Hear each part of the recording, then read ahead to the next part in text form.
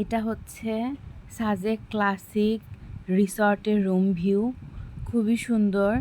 আমরা কাপল একটা রুমে ছিলাম, যে রুম থেকে এই দৃশ্যটা দেখা যায় বেলকনি থেকে।